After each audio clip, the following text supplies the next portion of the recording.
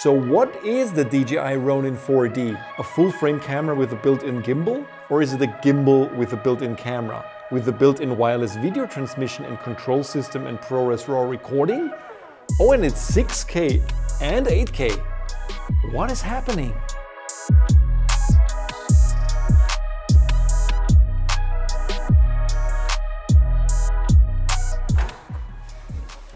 This thing from DJI just came. Now, interesting thing this time, I have no clue what it is. I know it's a new kind of product.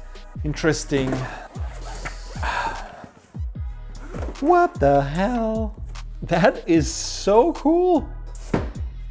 This looks super high-end. Wow. Ronin 4D. Well, it can't be just a gimbal because it has a camera on top. Wow, looks like a C300 or something with a gimbal built in. That's amazing.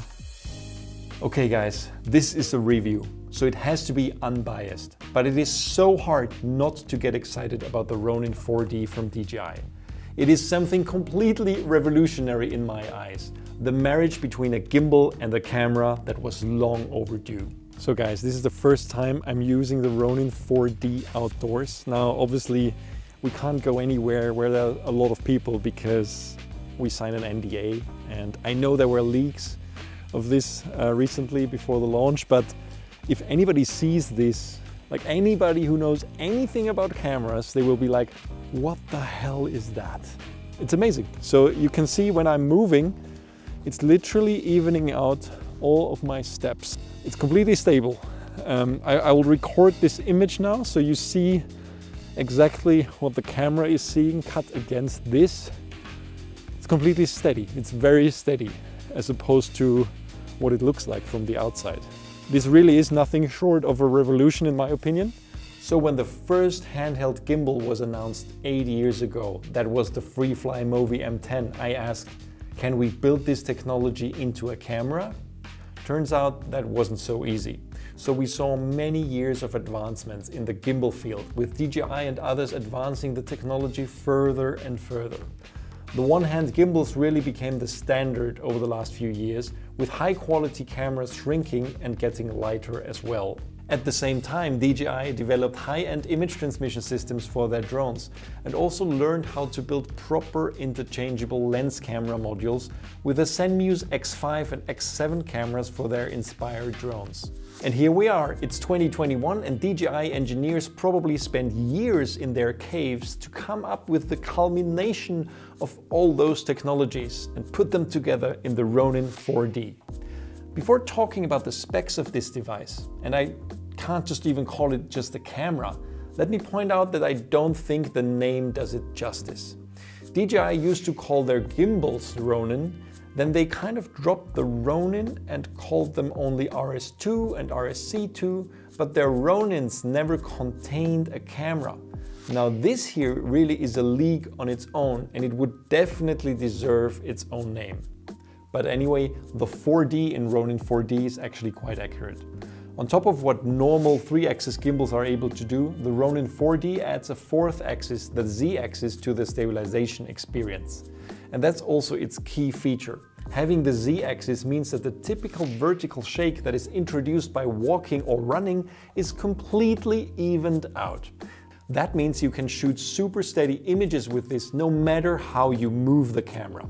And the way DJI achieves that vertical stabilization is through utilizing sensors in the front here and at the bottom of the Ronin 4D, which measure its position in space and the distance to objects and to the ground. It's simply breathtaking.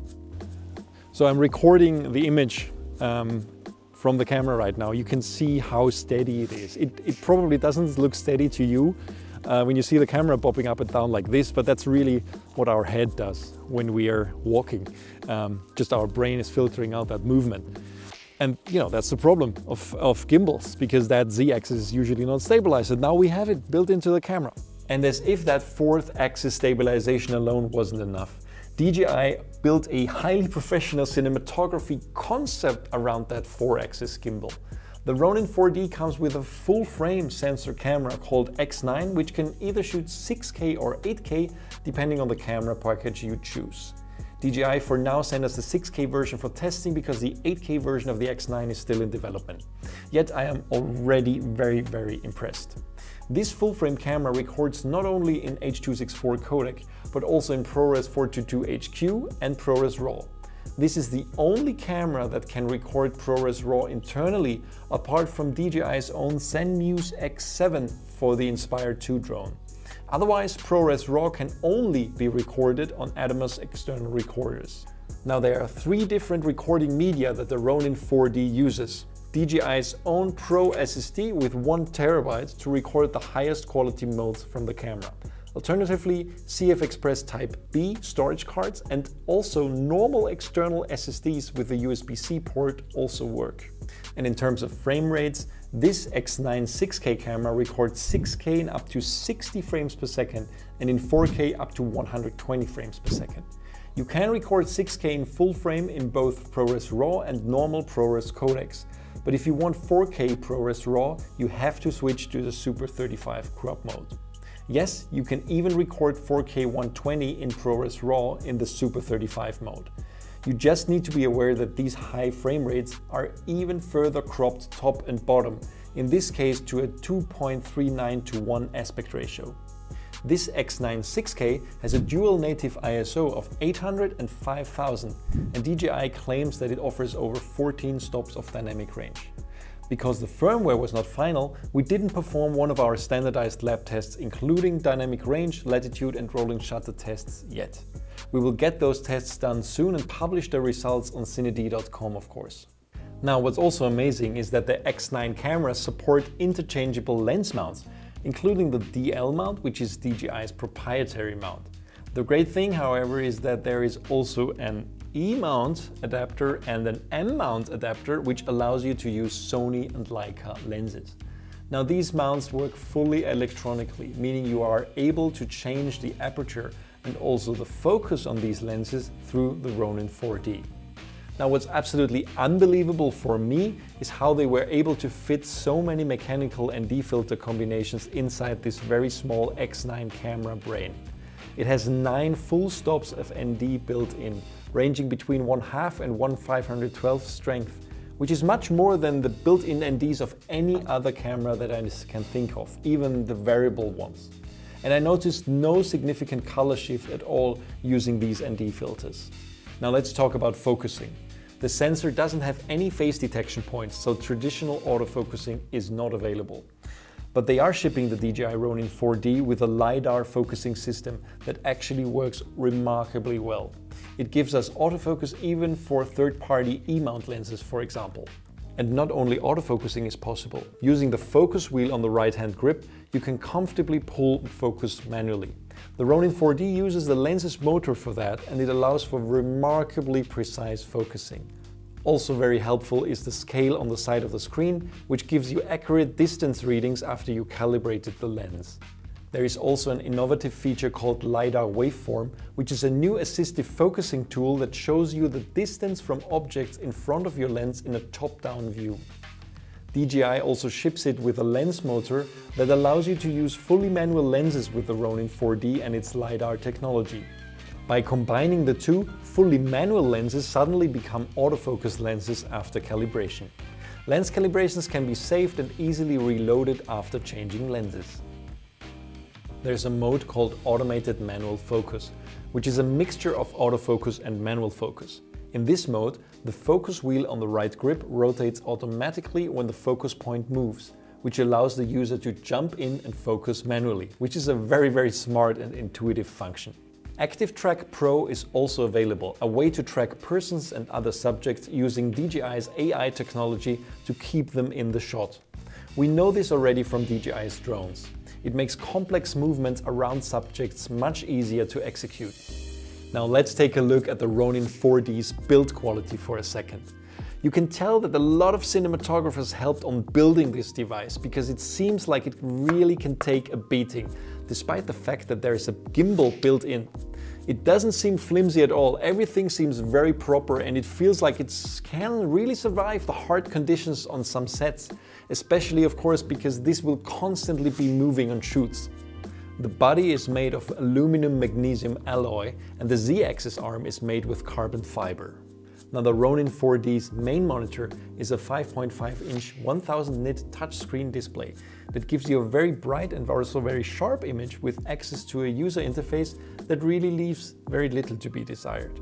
If you compare this with the camera menus from an average normal camera, it's incredible how intuitive all the settings can be found on this user interface.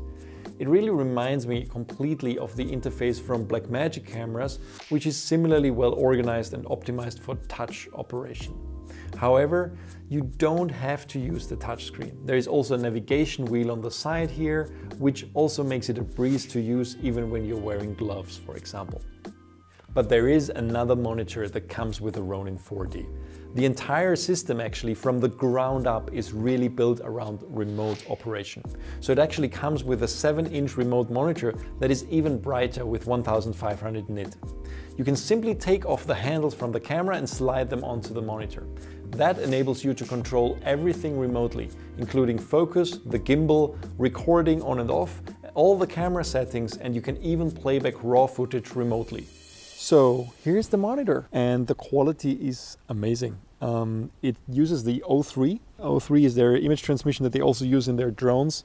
And that's why actually the distance you can use this for is amazing because it's made for drones. What's also really great is the latency, very low latency. And yeah, the cool thing about this device is also that the grips that I use here are the ones from the camera. And you can control everything on this monitor. You have the scale here for the autofocus or manual focus actually. You can change the white balance, you can change shutter speed, you can change iris, you can change ISO. Pretty much everything I think, and it's a proper monitor. I mean, it has everything a monitor should have. False color, waveform, peaking, zebra, and it's a very bright monitor as well. I mean, today is not a very sunny day, but this is a 1500 nit display, so you are able to use this outdoors to a degree, even when it's relatively bright. So that's pretty amazing. Remote transmission is ingrained into the very concept of the Ronin 4D. Of course, DJI builds on their drone image transmission technology called O3, so the range is also exceptional. 20,000 feet or 6 kilometers unobstructed with really barely noticeable latency. Of course, this frees up a lot of possibilities for remote operation. In lots of sports or action sequences or in car-to-car shoots, it's more efficient to have an operator and a separate person who is framing the shot on their remote monitor. So actually, let's try running with this so you see what the Z-axis is actually doing. So, whoa.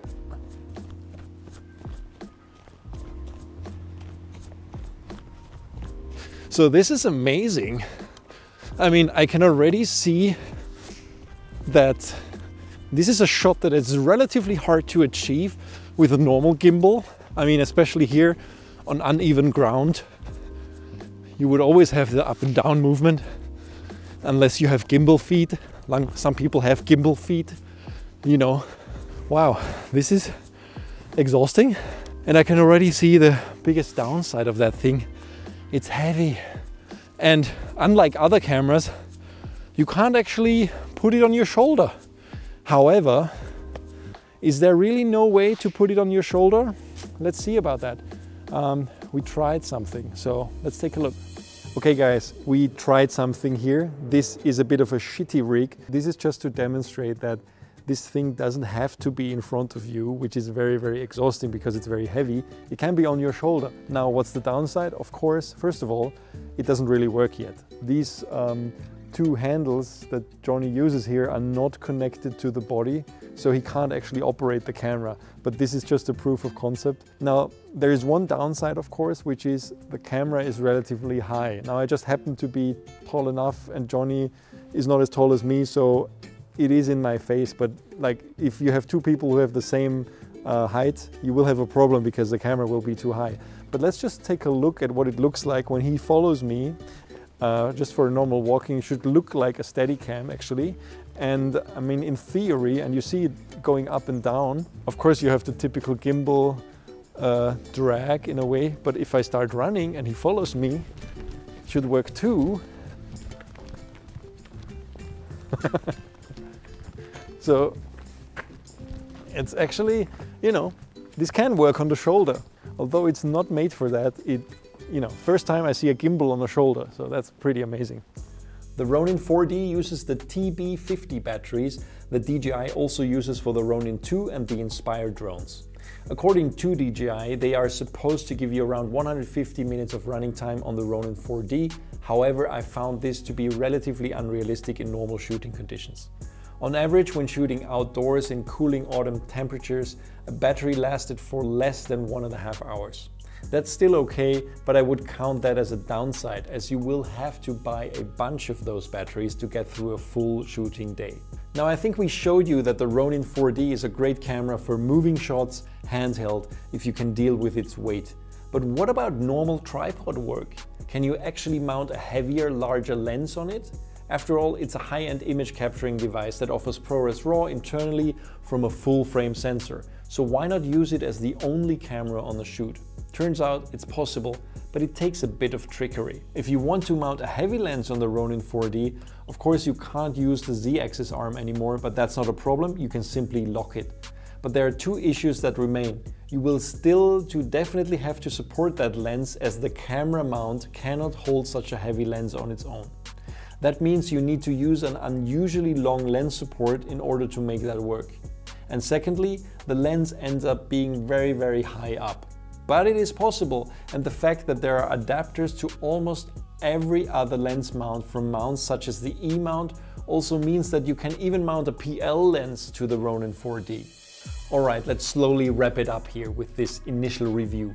The DJI Ronin 4D is an extremely complex product, and it definitely deserves a lot more attention from us here in the future. I want to look more closely at various aspects of the device in upcoming videos. For now, I can only say that it feels like something from the future. For me, this is nothing short of a revolution, and while it's certainly not for everybody, I think it means that most cameras will not look the same in a few years from now. It's the beginning of a new category of gimbal cameras, and it will make many shots that have been quite tricky to execute so far become much more mainstream in a very short amount of time. And at the time of the recording of this video, I had no definite information about the pricing of the Ronin 4D, but knowing DJI, this will be reasonably priced for what it is and what it offers. The version with the X9 6K camera will be available starting in December, and the 8K camera will be released at a later date. And last but not least, I really want to say a huge thank you to our team members Florian Mills and Luciano Oliewski, who were absolutely fundamental in making this review, both in shooting and post-production. Alright, thanks everybody for watching. Stay tuned for CineD for a lot more about the DJI Ronin 4D as we continue our tests, and don't forget to subscribe to our YouTube channel. See you on the next one.